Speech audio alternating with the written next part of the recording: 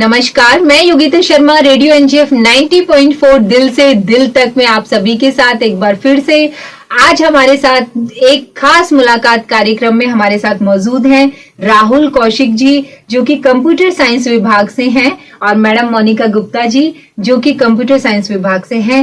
Government polytechnical मिडकौला से आप दोनों हमारे साथ जुड़े हुए हैं। आपका बहुत बहुत स्वागत है हमारे रेडियो स्टेशन में, रेडियो एनजीएफ 90.4 में। नमस्कार। Thank you madam.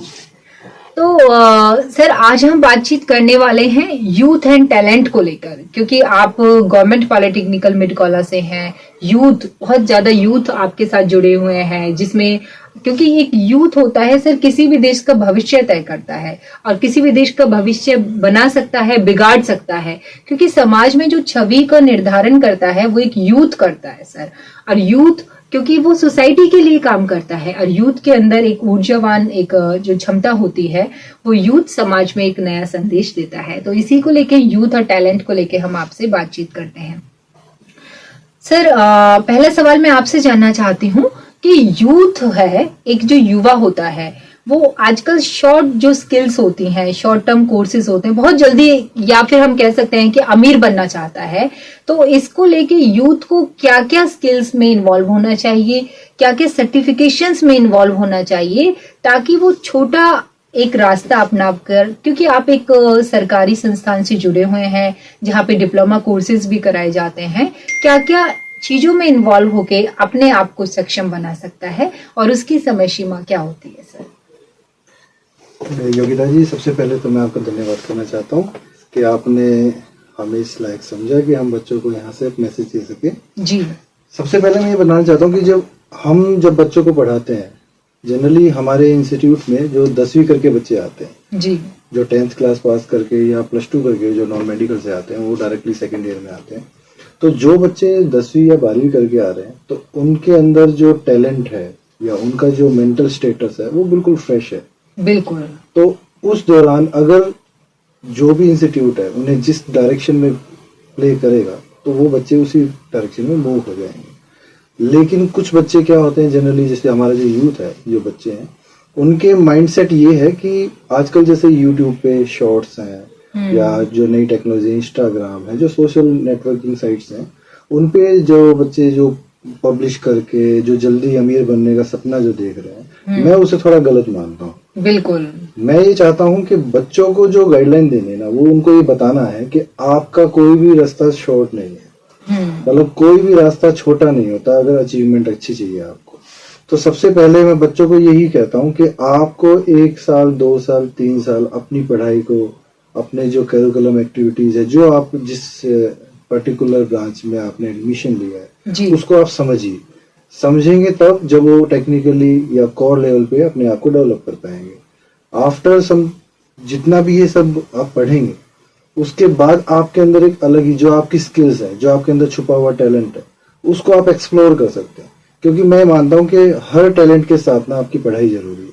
तो आज जब हम देखते हैं, यूट्यूब खोल के देखते हैं, तो हर बच्चा क्या है कि कोई ना कोई अपने टैलेंट को दिखाने के लिए शॉर्ट्स का इस्तेमाल करता है, इंस्टाग्राम रील का इस्तेमाल करता है। तो ये एक प्लेटफॉर्म है, बट बच्चों को ये बताना जरूरी है कि आपकी जो स्किल्स है ना, उसे ये वे अच्छा है, इजी वे है टू एक्सप्लोर योरसेल्फ।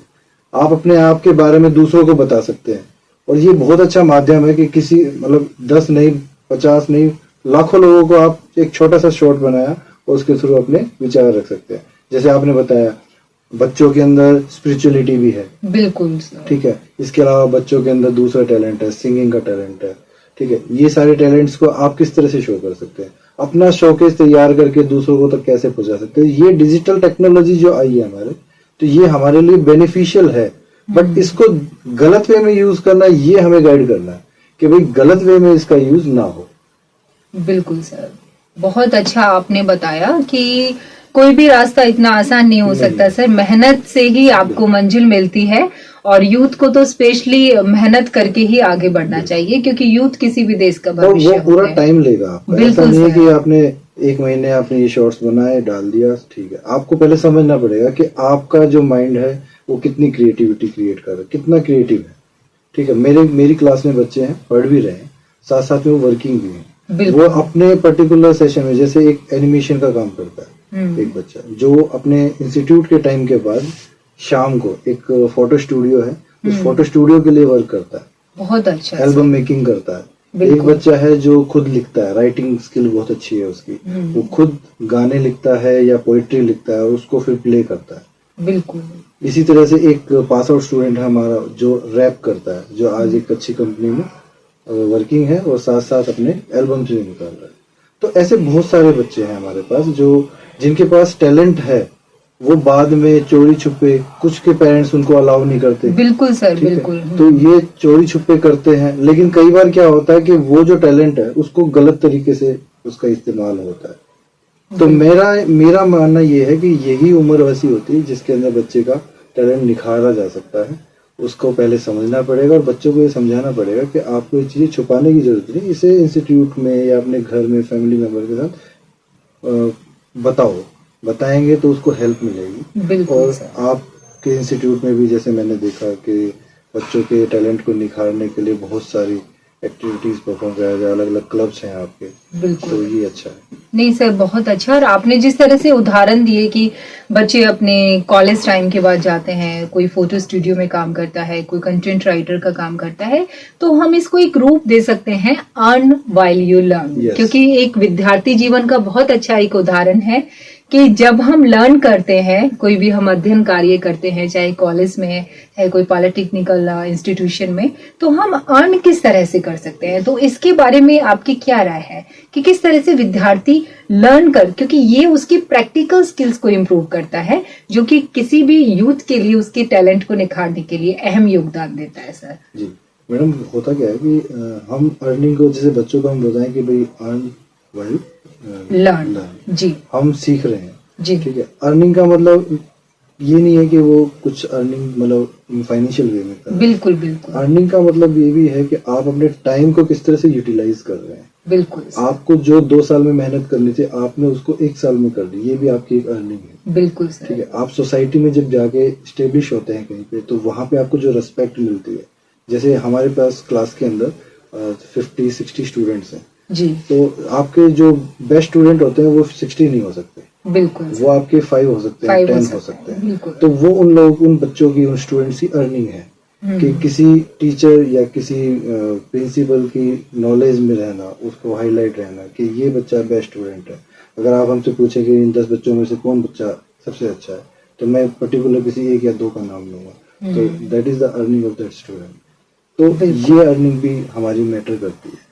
सोसाइटी में रिस्पेक्ट होना, ये भी एक अर्निंग है। बहुत अच्छा सर, और बहुत खूब आपने बताया कि केवल फाइनेंशियली हम अपने आप को स्ट्रांग बनाएं, ये अर्निंग नहीं है।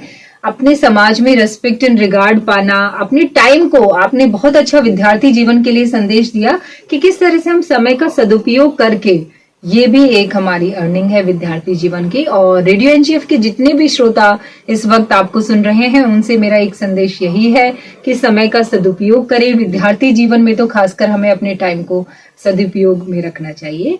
और इसी कड़ी में हम सर आगे बढ़ते हैं। बहुत अच्छे संदेश आपने विद्यार्थियों को दिया। हमारे साथ मैडम जुड़ी हुई हैं, मैडम मोनिका गुप्ता, जो कि कंप्यूटर साइंस विभाग से हैं। मैम तो मैम सर ने बहुत अच्छा यूथ के बारे में बताया, उनकी स्किल्स के बारे में बताया, अर्न व्हाइल यू लर्न के बारे में भी बताया।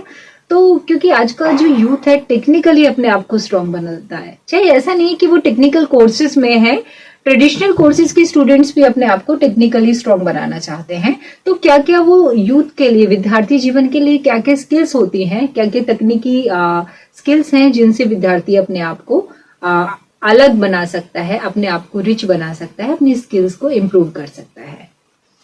सबसे पहले मैं योगिता मैम और एनजीएफ की टीम को सबसे पहले शुक्रिया अदा करना चाहूंगी, जिन्होंने हमें इस काबिल समझा कि वो हमें यहाँ पे इनवाइट किया और हमें यहाँ पर 2 शब्द कहने का मौका दिया। जी, जैसा कि अभी मेरे कलीग राहुल कौशिक जी ने बताया कि यूथ को अपने स्किल सेट पे भी काम करना चाहिए। जो भी हमारी डिग्री कोर्सेज हैं या टेक्निकल कोर्सेज हैं, उनके साथ साथ बच्चों में कुछ अलग टैलेंट होते हैं जिन पे हमें काम करना चाहिए। बट साथ के साथ बच्चों की एक उम्र होती है जिसमें हमें बच्चों को टेक्निकली चीजें सिखानी चाहिए जो बच्चों को आगे फ्यूचर में यूज कर सकते हैं। जिसको जैसे मान के चलिए, अगर हम कंप्यूटर साइंस में हम काम कर रहे हैं तो हमें कंप्यूटर साइंस की पर्टिकुलर नॉलेज होनी चाहिए। हम ऐसा नहीं कर सकते कि अगर हम कंप्यूटर साइंस कोर्स में हैं और हमें कंप्यूटर साइंस के कोर्सेज की ही नॉलेज ना हो। अगर हम किसी इंडस्ट्री में जाते हैं तो हमें एक्सपेक्ट किया जाता है कि हमें ये सारी चीजें आनी चाहिए। तो मैं बच्चों को यही बोलना चाहूंगी, सबसे पहले वो अपने जो भी उनका टेक्निकल बैकग्राउंड है, अगर जिस भी वो फील्ड में है, चाहे मैकेनिकल में है, चाहे सिविल में है, चाहे इलेक्ट्रिकल में है, उनको टेक्निकली स्ट्रांग होना चाहिए। एक उम्र होती है पढ़ने की, बच्चा 12th के बाद आकर या 10th के बाद आकर अगर वो नहीं सीख रहे हैं तो उसका भी कोई फायदा नहीं है। बहुत सारे डोमेन एरियाज है जैसे स्मार्ट सिटीज, IoT, जिसका हम पर्टिकुलरली यूज करते हैं। हम स्मार्टफोन यूज करते हैं, स्मार्टफोन आजकल हम सब यूज कर रहे हैं। इसमें बहुत सारी चीजें हैं जो हम सीख सकते हैं आजकल और नई चीजें हम इम्प्लीमेंट कर सकते हैं। फोटोशॉप है जो हमारे लिए एक बहुत अच्छी अपॉर्चुनिटी है। और साथ के साथ हमारे कुछ मूव कोर्सेज भी हैं जिसमें बच्चे अपने टैलेंट को और इम्प्रूव कर सकते हैं। साथ के साथ नेटवर्किंग बच्चों का बहुत अच्छा एरिया है। आजकल देखा जाए तो हम सारे के सारे आपस में एक नेटवर्क के थ्रू ही कनेक्टेड है। हम एक डिवाइस से दूसरे डिवाइस को इजीली कनेक्ट कर सकते हैं, बट कैसे कनेक्ट करना है, किस तरीके से बच्चों को इस तरीके से स्किल सेट की बहुत जरूरत है। तो मुझे लगता है कि सारे बच्चों को या जो भी टेक्निकल फील्ड में हैं उन सबको टेक्निकल स्ट्रांग होना चाहिए और साथ के साथ अपनी जो एक्स्ट्रा करिकुलर है उनको भी ध्यान देना चाहिए। अगर हम टेक्निकली स्ट्रांग हैं और साथ के साथ हम अपनी एक्स्ट्रा करिकुलर को भी टाइम देते हैं तो मुझे लगता है कि बच्चे की ओवरऑल ग्रोथ हो सकती है और पॉसिबल है। नहीं, बहुत अच्छा आपने बताया, क्योंकि टेक्निकल स्किल्स का होना आज के समय में, आज के समय की मांग भी है और यूथ बहुत जल्दी अपने आप को टेक्निकली स्ट्रांग बना सकता है।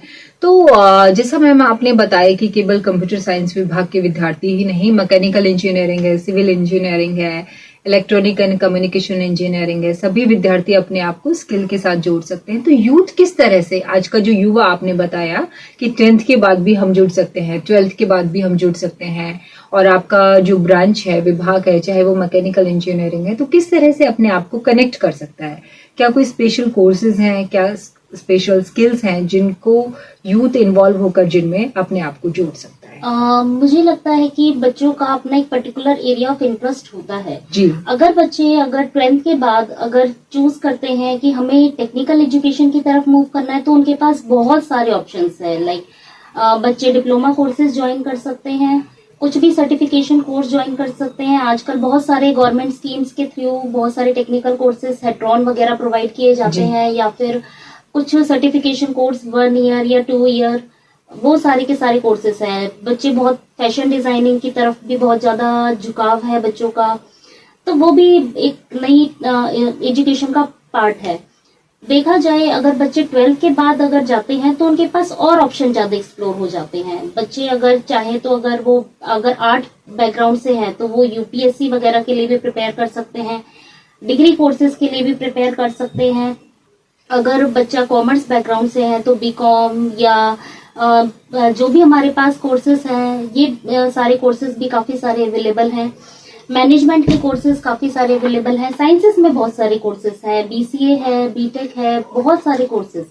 तो बच्चों को एरिया ऑफ इंटरेस्ट के अकॉर्डिंग बच्चे अपने आप को देख सकते हैं कि वो किस पोजीशन पर जाना चाहते हैं और कहाँ पर वो ऑप्ट करना चाहते हैं उस एजुकेशन को। तो मैं यही बोलना चाहूंगी कि हमारे पास फील्ड्स कम नहीं है, बट उसको एक्सप्लोर करने की बहुत ज्यादा जरूरत है यूथ को। तो सही गाइडलाइंस के अकॉर्डिंग बच्चों को सेलेक्ट करना चाहिए अपना एरिया ऑफ इंटरेस्ट और उसी पर काम करना चाहिए और उसी पे ही अपनी उन्नति करनी चाहिए। जी, धन्यवाद बहुत बहुत आपका मैम। सर आपका भी बहुत बहुत धन्यवाद हमारे साथ जुड़ने के लिए। रेडियो NGF 90.4 पे आप सभी का स्वागत है और श्रोताओं से मेरा यही संदेश है कि जो यूथ और टैलेंट को लेके आज हमने बातचीत की है वो आप अपने रुझान में लाएं और यूथ को स्किल्स के साथ साथ अपने समय का सदुपयोग कैसे करना चाहिए इस पे ध्यान रखें। धन्यवाद। सुनते रहिए रेडियो NGF 90.4 FM।